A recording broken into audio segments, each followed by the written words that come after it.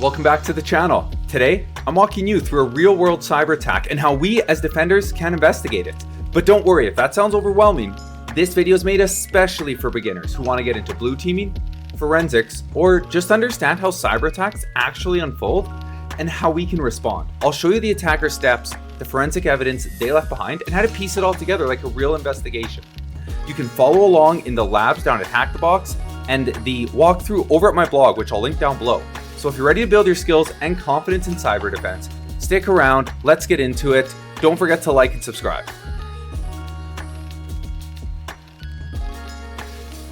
I have a high-level overview of the attacker's actions versus the system responses, a high-level summary, and a step-by-step attacker breakdown over at my blog. You can pause the video here, just take some time to review this before we get into it, or head over to my blog and see the breakdown and the full walkthrough.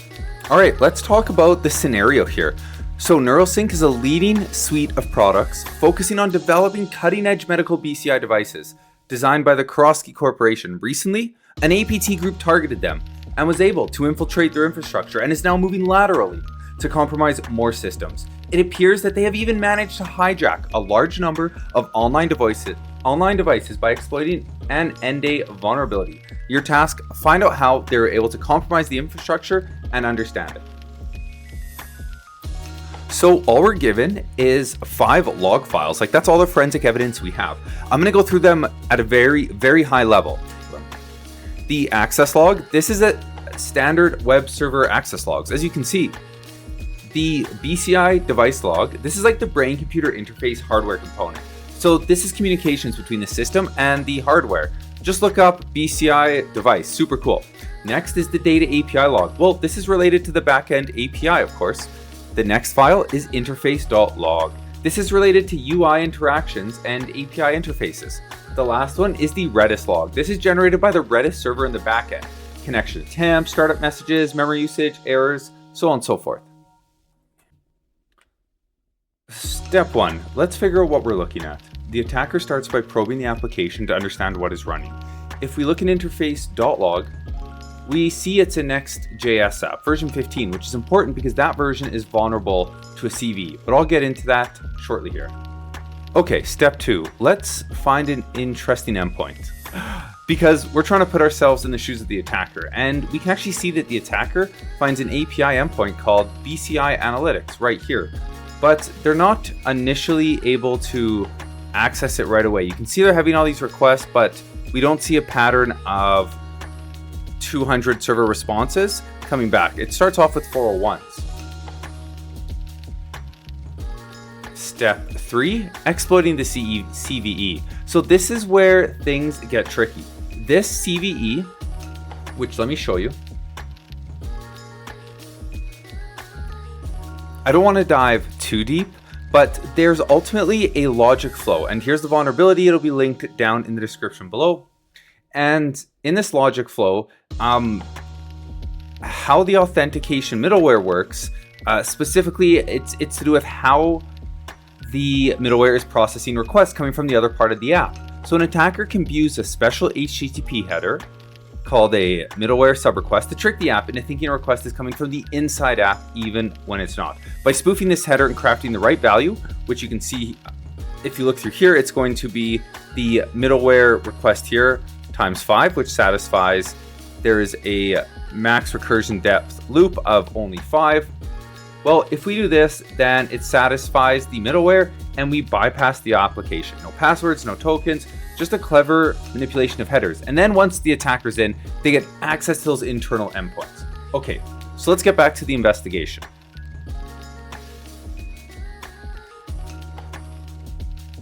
What we can see here is that special HTTP header being sent over several requests in the interface.log file.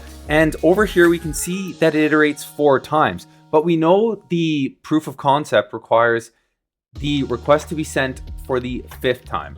And we know that works because the server doesn't respond. This is the interface.log file. So this isn't showing server responses, just what's coming in. And we know it worked because it didn't drop the same message here when the 5th one came in, which is a connection close. So that's great, the attacker's in. Okay, let's head over to the data API log. Here we can see they find an internal API running on port 4000. And this is where we're going to investigate the server-side request forgery and the internal port discovery. So we have the port discovery here, and they eventually start launching commands here to enumerate internally, which reminds me, if we take a look at the logs file, which will be down here, of course, there's many log files that the attacker's going through. So there's from, there's health, login status, user register, so on and so forth, all the important ones. If you look through here, you'll see logs. Right here, just a little over midway down the page, you can see that this brute forcing of API endpoints became successful here because there's a successful response. We see right here, the log file directory and the log file.txt was requested and successfully returned. And this is where things get dangerous. So step 6 is going to be local file inclusion. The attacker uses this log file parameter to try and load local files like Etsy password. And we can see that right here. Eventually, they access a secrets.txt file right here.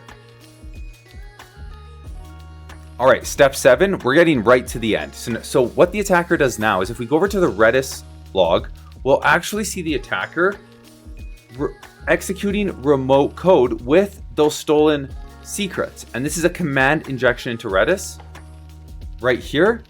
This command downloads a shell script from a remote server and executes it. That gives the attacker remote control of the system.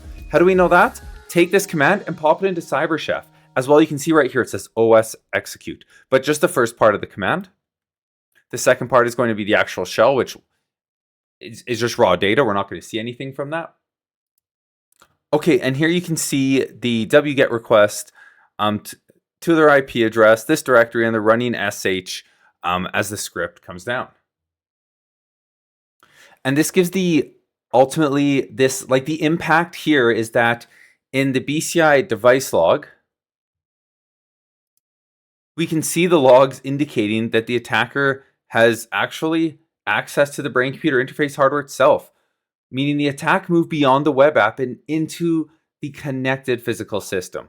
So to wrap up, the attacker chained together static file discovery, a middleware bypass with the CVE, a server-side request forgery for internal scanning, local file inclusion to steal secrets, Redis command injection, remote code execution on a BCI device. And all of that, it's traceable through good log data and clear forensic work. If this helped you see how attackers think and how defenders investigate, make sure to like and subscribe for more walkthroughs like this. Got questions? Drop them in the comments. Let's keep learning together.